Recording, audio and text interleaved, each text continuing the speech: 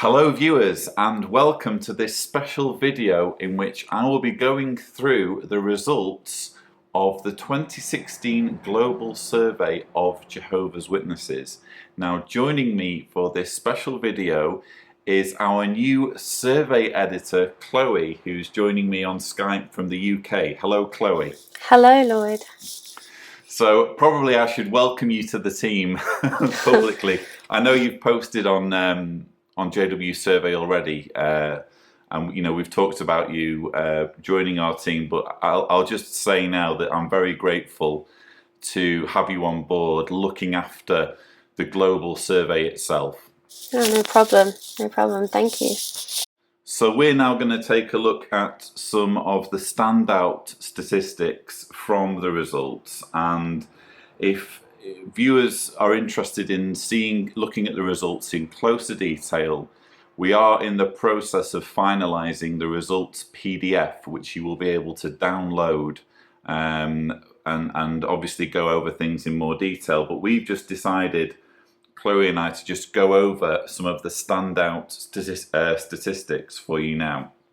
So we had in total 4,773 respondents for the global survey. Now, that was down on the previous year, on 2015, when we had just over 6,000 respondents. I blame myself for that because obviously towards the end of 2016 I was focused purely on my book, which was one of the things that made me realize we need to bring in more help. We need people like Chloe on board to help with this.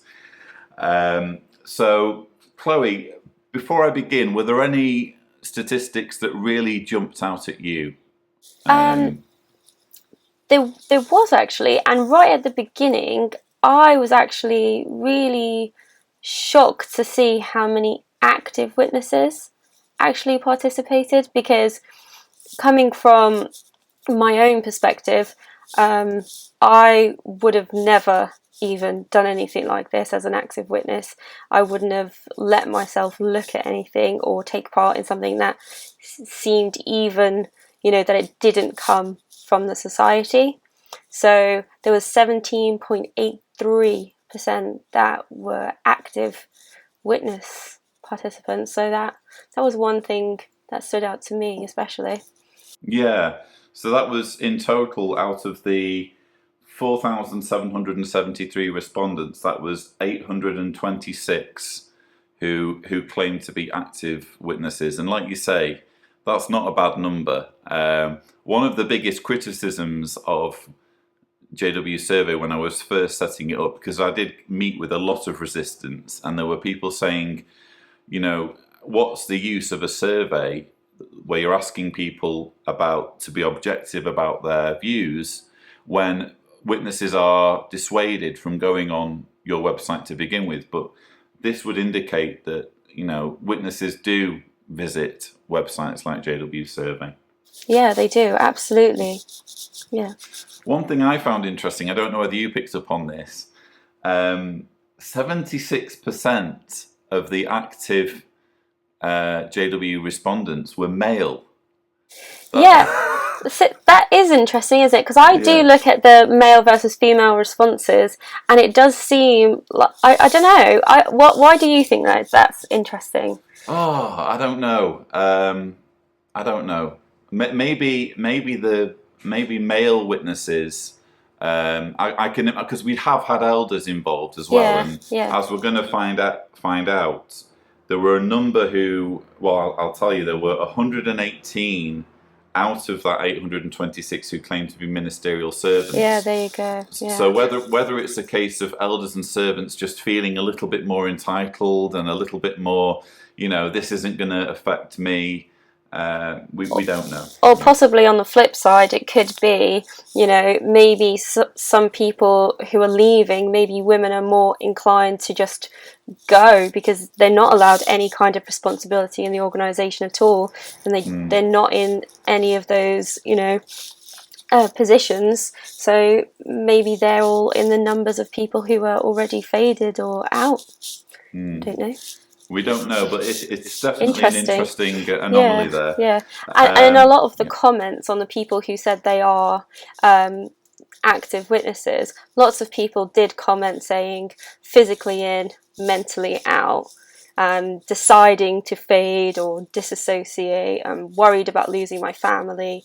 So there are lots of people that might not necessarily be believe it all still, who are taking the survey, who would say that they're an active witness. So that's interesting. That's a new thing that's kind of come up recently. I've noticed from the conversations on Reddit, this new category called PIMO, PIMO, physically in, mentally out. I find that fascinating, and it just highlights the fact that when you have a captive organisation where people are literally threatened, Yeah.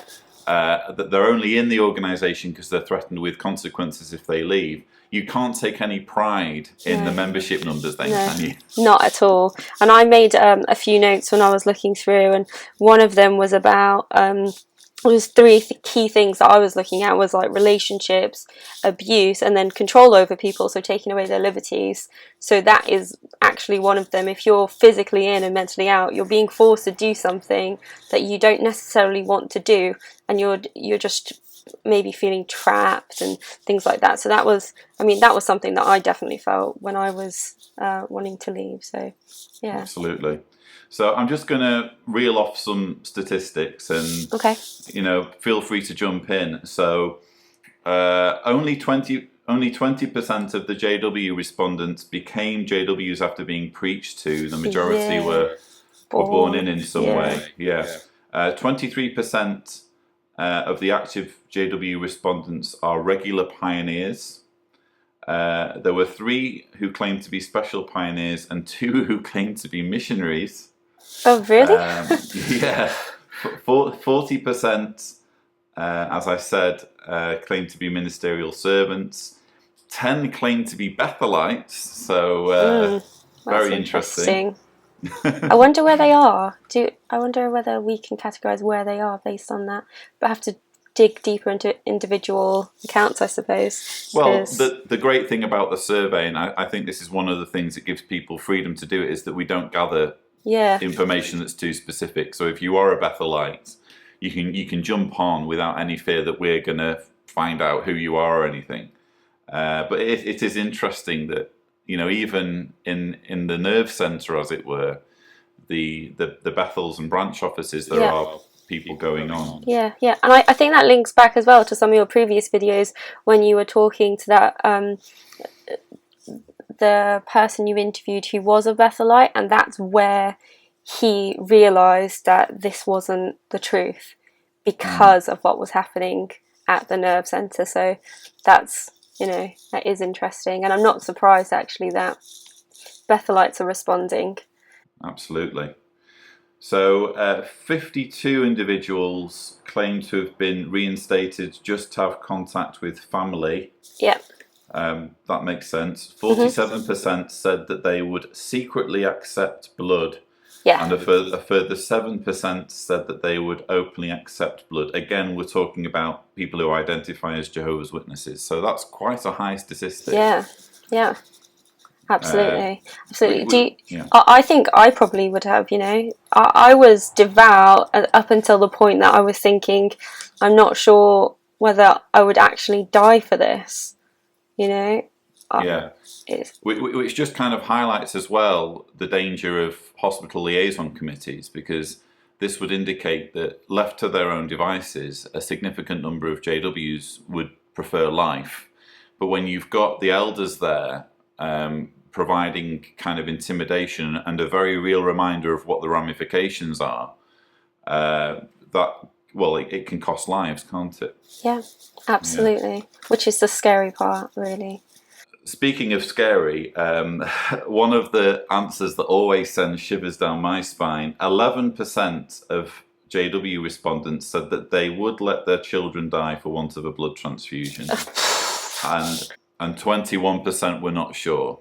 Not sure. It's like just as bad as saying yes. And moving on from that as well is the question about if the organisation said to take this pill, would you do it? Yes. Yes, 17 individuals. Again, it was a tiny, tiny number compared to the Yeah. number who said no way. Yeah. But just the fact that 17 people who were attracted to take our survey would literally take a pill if Watchtower told them to. And you is, know, yeah, if Watchtower killed one person because of that, then that's one too many. So even if it's just a small fraction, that personally shocked me that they would do it, because it just reminds me of, you know, cults that are seen as really terrible, who had a really small number of people and there was mass suicide because they were told, well, you know, they saw they were being backed into a corner and people were going to shut them down, or, you know, try and get them to come out or change their policies, and they, you know, they got them to all kill themselves, which is, one person is too many. exactly. So moving on, it said that 20% who took the survey claimed to have known of a death due to refusing blood, which again is an astonishing statistic. 65% said that they would remove the prohibition on blood. That's 65% of active JW respondents. 24 who took part claimed to be of the anointed. Yeah, I saw that. I remember when I first started taking the survey, that was one of the things that most fascinated me. Yeah. It intrigued me that I, just by having a website up where I was seeking the opinions of anointed people, Yeah. I would be actually going to greater lengths than Watchtower in getting these opinions. But obviously since then, since JW Survey started, the teaching has changed. Yep. So that it's no longer really it's not as relevant as it was, but I still kind of smile when I see that figure. 16% believe JWs are God's Spirit directed organisation, with a further 27% not sure. So overwhelmingly the majority Not sure. repudiating the suggestion that it's God's directed organisation, which again speaks of a number who go purely out of compulsion. Yeah.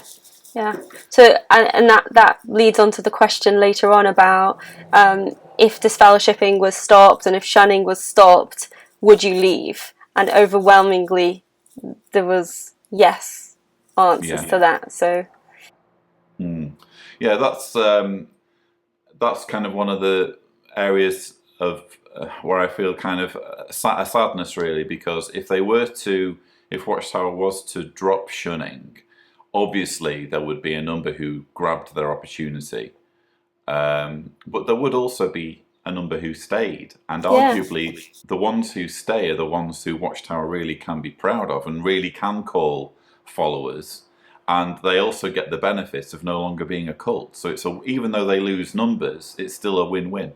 Yep, absolutely. Let's just see, where are we up to? Only 9% believe elders are appointed by Holy Spirit, so people are clued in on that.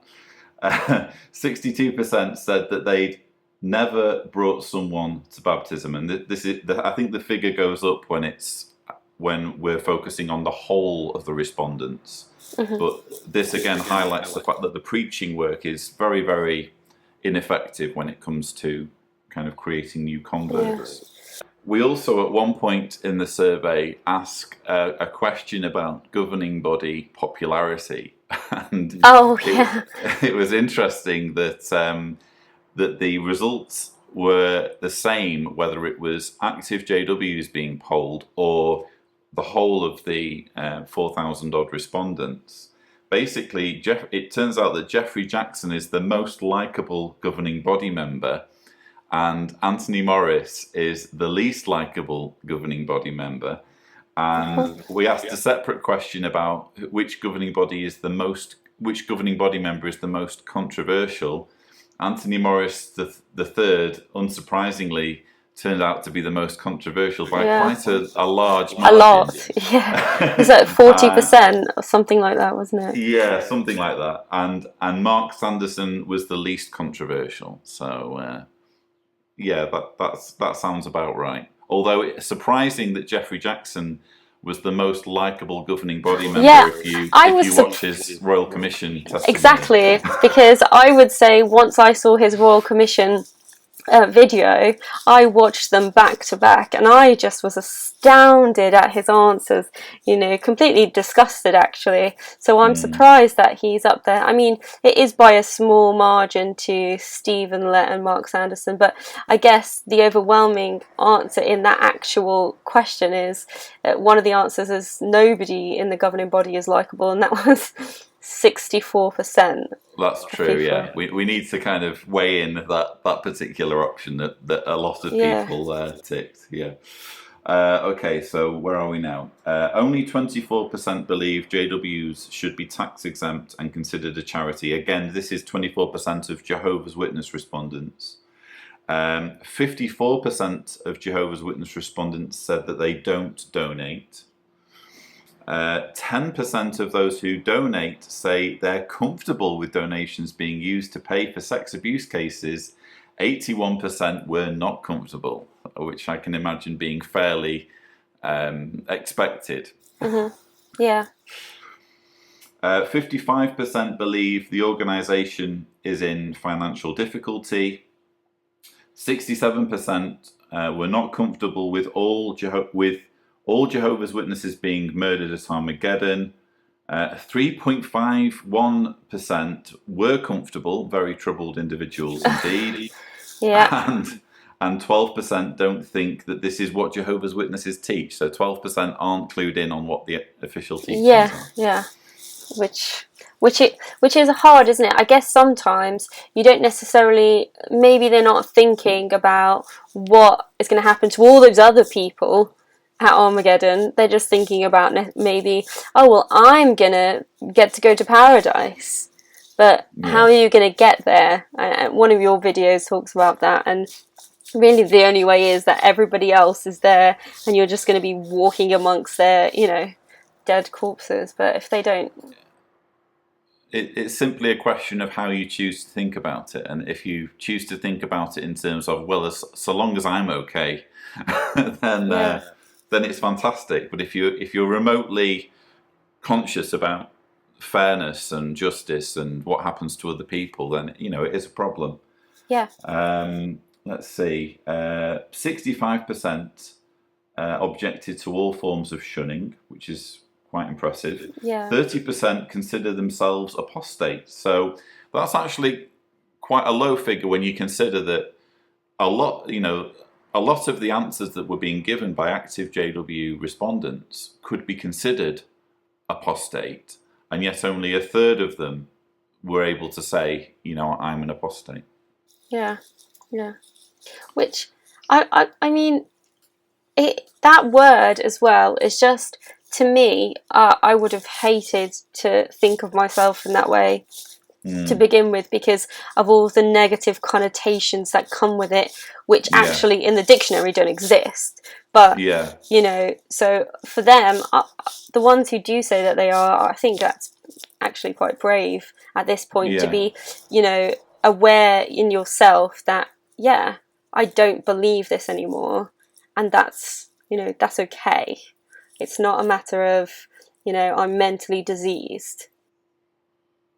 Yeah, I think a lot of it will be down to just general aversion to that word, given the stigma that's attached to it. Absolutely. 24% would remain as Jehovah's Witnesses even if their beliefs were disproven. I found that fascinating. So basically 1 in 4 are that intellectually dishonest that it doesn't matter to them whether their beliefs are true or not. Yeah, which is kind of crazy when you think about it, because they call it the truth.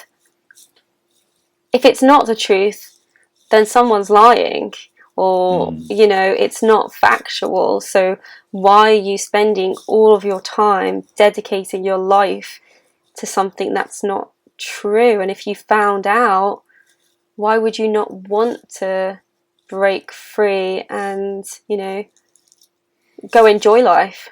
I think it's just inevitable that in almost any religion there will be people who are genuinely concerned about being lied to and concerned about what's true and what isn't true, and there are some who just like the culture and would be a Yeah. part of it, whether it was true or Yeah, not. yeah. I guess so. The social aspects to it as well, and the feeling of family and friends and all of that. I guess it's hard to leave behind, maybe. We also asked a number of questions about mental health. Yeah. 39% of JW respondents claim to suffer from depression, which sounds to me like an above average Yeah. figure.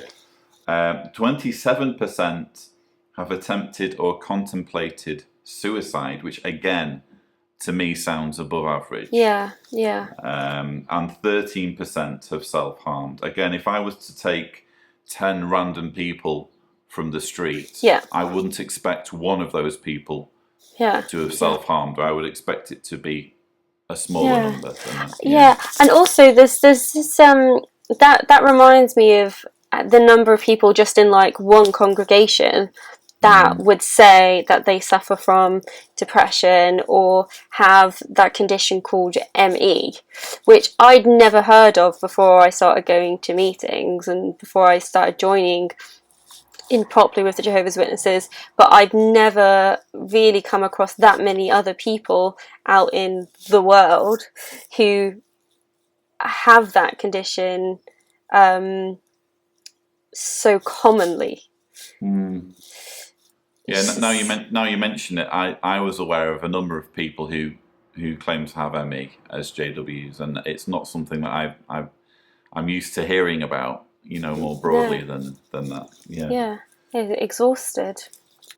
So 42% claim to have been bullied at school for their beliefs. Sounds about right. Me too. Yeah, 55%. This was quite an anomaly, actually. 55% of JW respondents claim to have attended college or university. I say that's an anomaly because there was recently a Pew study of religions in America, and I think Jehovah's Witnesses, if they weren't on the bottom, they were certainly in the bottom two of the least educated. I think it also depends on who your parents were and what country maybe, which city, because I know of plenty of people maybe in the northwest of England who wouldn't have gone to university because it wasn't, the done thing, and you would be looked down upon if you were pursuing those things and not pioneering. Whereas you come to London and a lot of elders' children actually go to university and study things that can help the organisation, or if you come from a different country that is sort of a developing country, and then you come to a country like the UK, you want to get the best education possible, and those sort of cultural differences are profound, I think, in comparison to Americans. Yeah. Indeed. And on the subject of higher education, I'm now going to move on. We've been talking about the JW respondents. I'm now going to move to the respondents more broadly, and the feedback that we got from the 4,773, which obviously is the majority. And it's interesting that higher education, in every year that we've done the survey, higher education has come out top, because we ask a question at the end, as to which beliefs and practices people object to. Yeah. And so there's like a league table that results from that in terms of which are the most loathed and which are the most loathed practices. And again, I think every single year, and also in 2016, higher education has come out as the least popular teaching and practice. 96.68%. That's, Indeed, which is kind of odd in a way, because you would think that, shunning, lots of people are affected by shunning. There's the child abuse, there's blood, but I guess when you kind of aggregate, believers with non-believers and that kind of thing, it's higher education that most people are frustrated by. And also I think that's probably one of the things that affects everybody. So I mean, I didn't suffer any other kinds of some of the other things, child abuse and things like that, but I was not allowed to go to university, so that actually, I have a real bugbear about it, and I'm trying my best to try and catch up, so I definitely marked that one. Absolutely. So 58% of the total respondents, this was interesting for me because a question I get asked quite a lot, or I encounter even just through talking with people online, is, where do people go when they stop believing? Do they become non-believers? Do they embrace some other form of Christianity? And the answer I always give is it's something like 50-50. There's maybe a slight increase in the number of people who become non-religious or atheist, but it's roughly 50-50, and that's indeed what we've seen. So 58% identify as either agnostic or atheist or no belief, and 40% gave answers indicating that they're still religious in some way. So yeah, quite just an interesting little statistic there. I guess for some people, I guess it's also based on what they might have believed before, or what they would have thought if they hadn't been in this environment. So personally, when we had to start going to meetings, I was like, oh, Mum, God isn't real. And she was like, oh, he can hear you. And I'm like, but he's not real. So when I learned that this wasn't the truth and everything I had been told wasn't, I looked into all the science, and I was like, I knew what I believed when I was younger was what I actually believe, Yeah, I think you're right. I think that to a certain degree, there's always going to be a lot of JWs who would be religious, whether they were raised JWs or not. But again, there's also going to be a significant percentage who are raised JWs, but who naturally kind of are inclined away from religion. So it's just interesting to see that kind of expressed in the percentages. We asked obviously about child abuse, as we mentioned before. Yeah. There were some quite shocking statistics here. 89% believe that JWs have a problem with child abuse, which is encouraging. But we asked about victims, and one of the things we asked about was not just that you've heard of victims, but whether you are a victim. Yeah. And according to our figures, 266 out of the 4,773 claim to be victims of child sex abuse within Jehovah's Witnesses. That's just an astonishing. It is astonishing. That's incredible. That percentage is.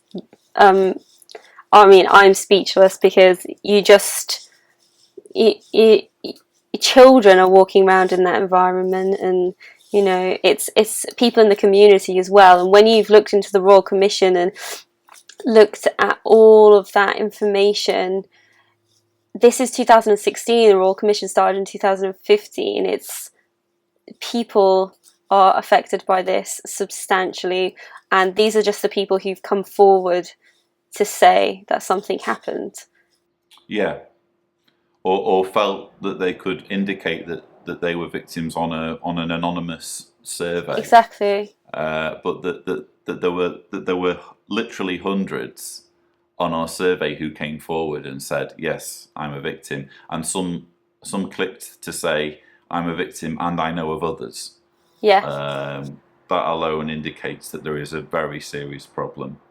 35% claim to be aware of child sex abuse cases where they knew the victim personally. Again, more than a third of people who claim to personally know of a victim of child sex abuse as when they were Jehovah's Witnesses.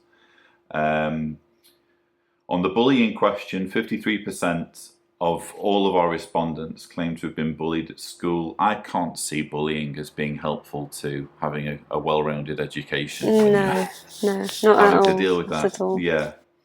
52% claimed to have experienced financial disadvantage due to higher education teachings, which again feeds into what we were saying earlier about higher education being top of the list in terms Yeah. of concerns. People are actually feeling the impact themselves. I know I am. Yeah, Yeah. absolutely. 76%, this is always a high. We ask this question every year and it's always high. 76% have heard of a JW committing or attempting suicide. 46%, nearly half of our respondents claim to suffer from depression. Not surprising in the slightest. 31%, which was 1,113, this was quite disturbing, have contemplated or attempted suicide, with a further 6.5% saying that they contemplated or attempted suicide, but it didn't have anything to do with JW. So basically, when asked about whether it had anything to do with JWs, the majority indicated that it was due to JW teachings or beliefs. And we're talking about 1,113 people who could be dead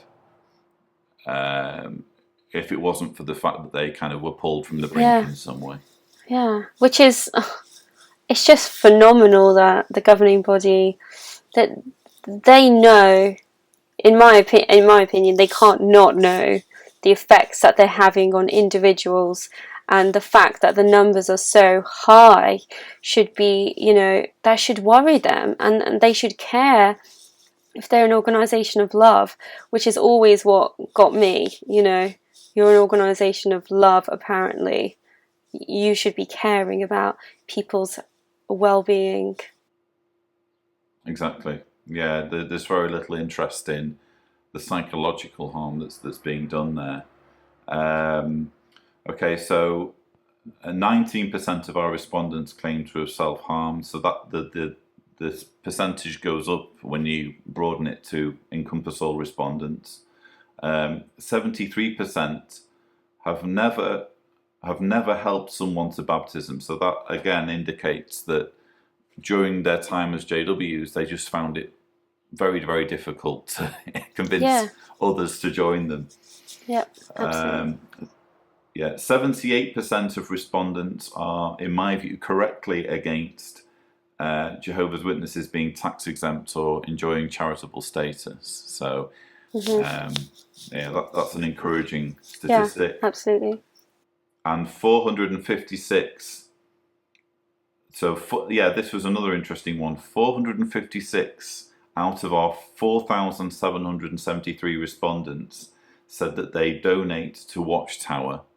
And I checked, and nearly half of that figure clicked to say that they donate every now and then, which speaks of Watchtower struggling to draw in donations. Yep, definitely. So 54% believe that the organisation is in financial difficulty. When asked the apostate question, which we discussed earlier, 52% of our total respondents consider themselves apostates. Again, it's possible to be an apostate, but to just not like that word. I can imagine lots of people watching will feel that way. 10.1. Oh yeah, we asked about blood and about who would accept blood transfusions, who would not accept blood transfusions. And I was asked only the other day about fractions, and what's the percentage of witnesses who would accept fractions versus those who say, if the Bible says no blood, I'm not having blood in any form.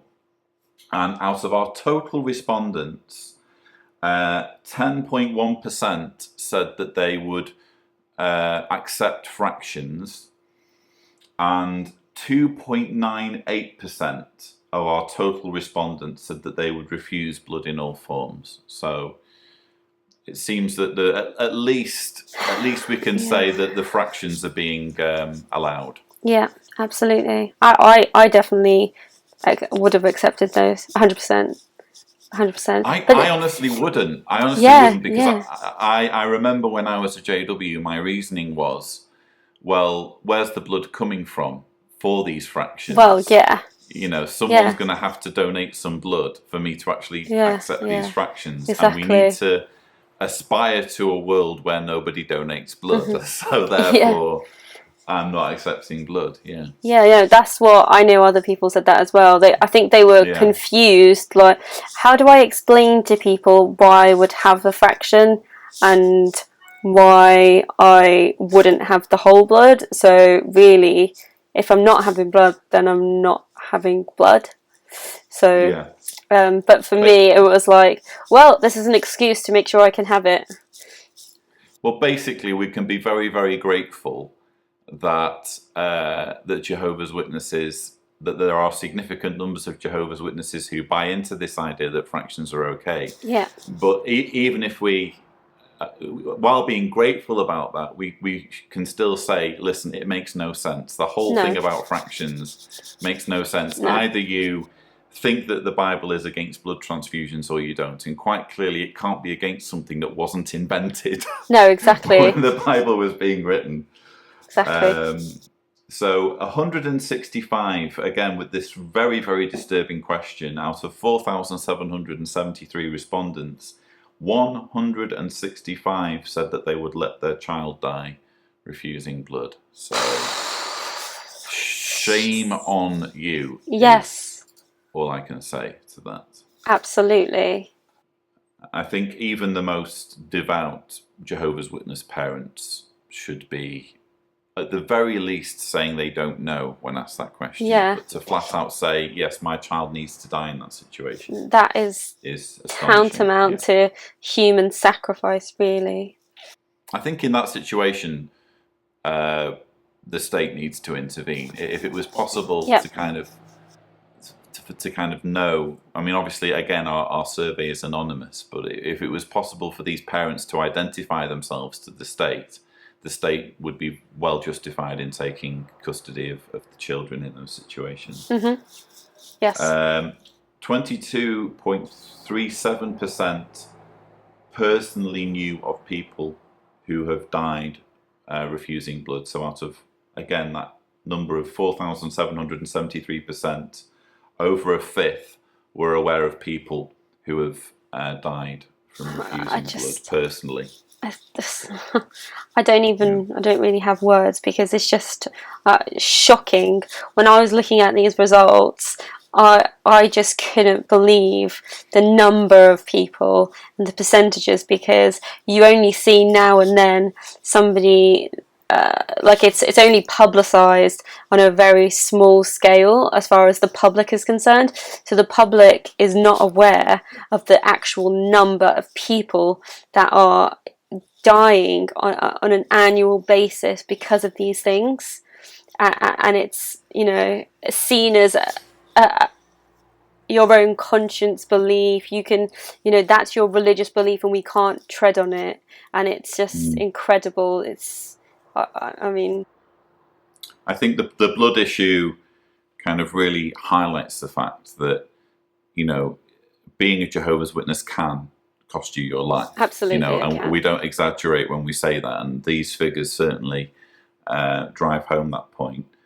74%, we did ask some questions about judicial committees, because obviously a number of our respondents have been through a judicial committee. A number of the respondents are disfellowshipped or disassociated, including myself. And 74% who attended judicial committees do not feel that they were dealt with in a fair or reasonable manner. I can understand that, absolutely. You know, there's so many people that I know were disfellowshipped, and they came back and said, oh, well, you know, I don't think it was fair because of X, Y, and Z, and, you know, lots of things, shocking things, like, I won't go into too much detail about these people's personal stories, but, you know, when they have been the person or the victim in a situation, and they have nothing to be sorry for, they've been disfellowshipped.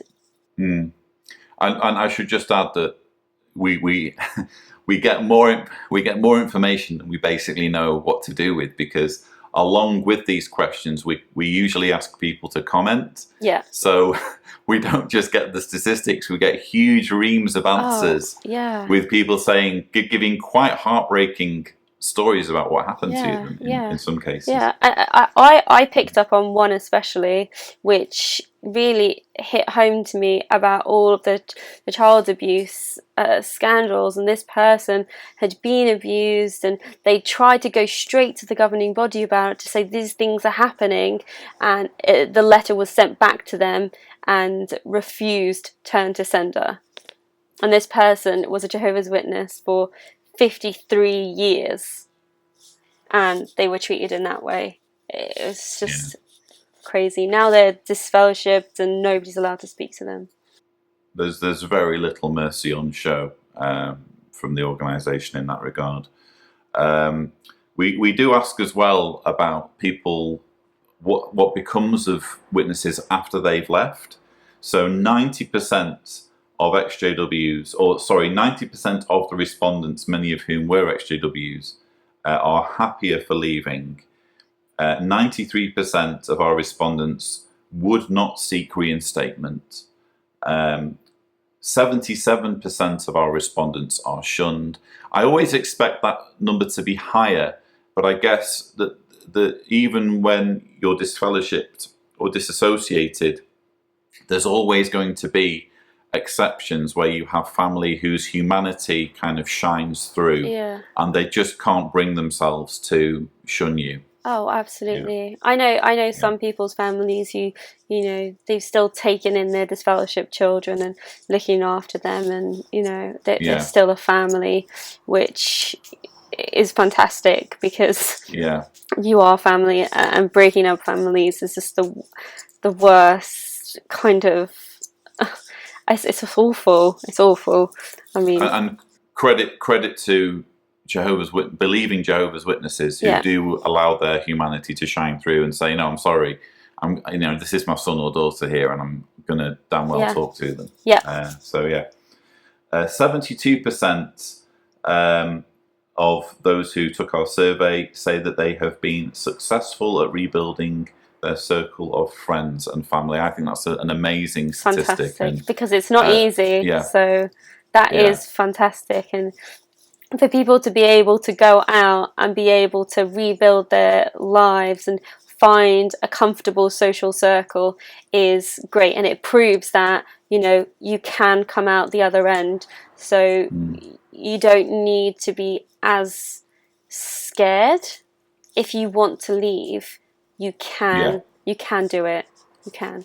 Not that it's by any means easy. It is a challenge. Very difficult. And there are some who genuinely struggle. But the fact that so many who took our survey have been able to do that shows that it's possible. It can be done. It can be done. I mean, it is hard, like you say.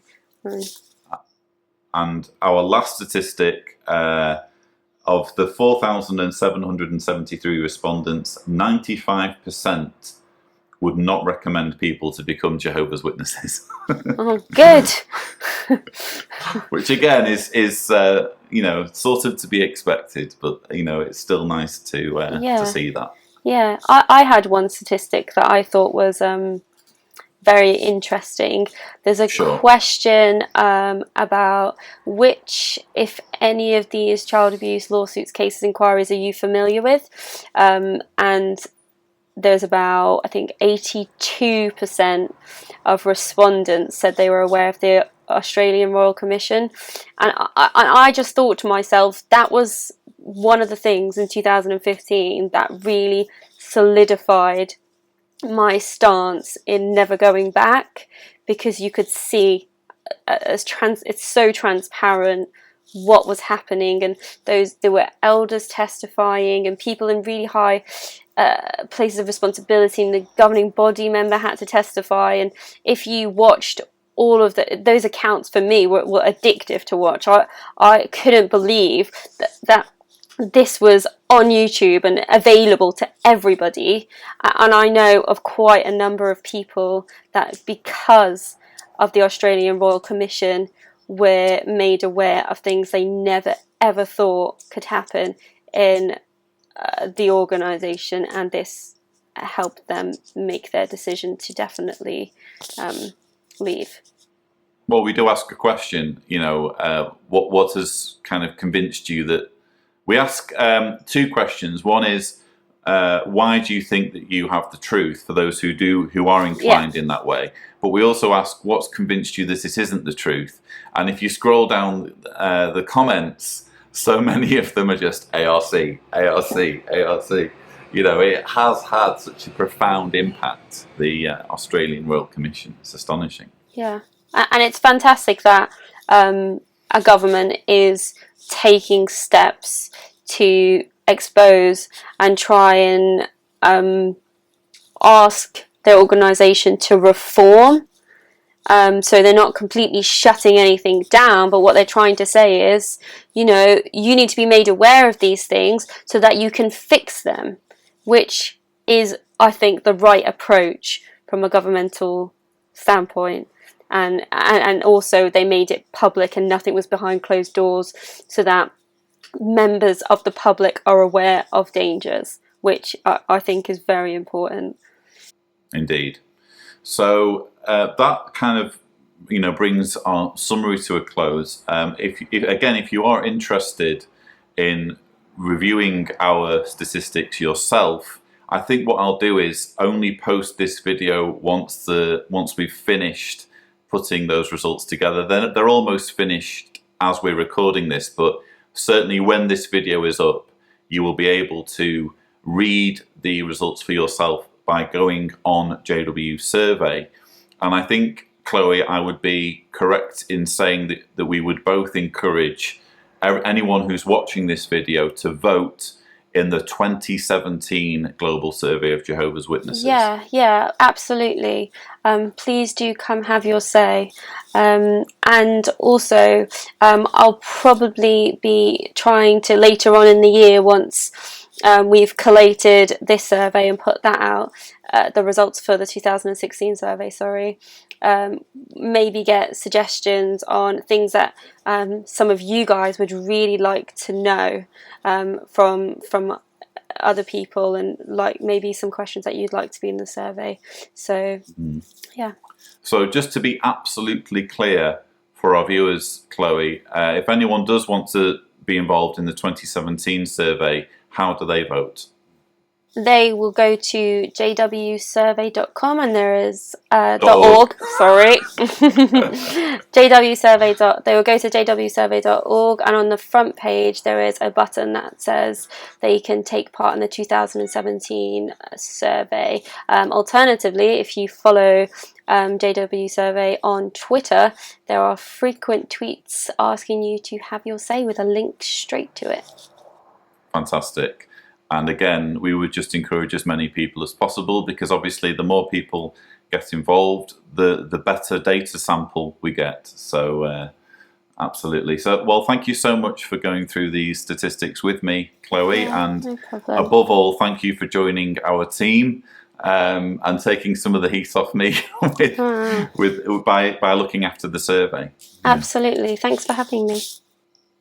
Okay, so thank you very much for watching. I hope you have found this video interesting. Please don't forget to subscribe for more videos, and I will see you in a future video. Take care.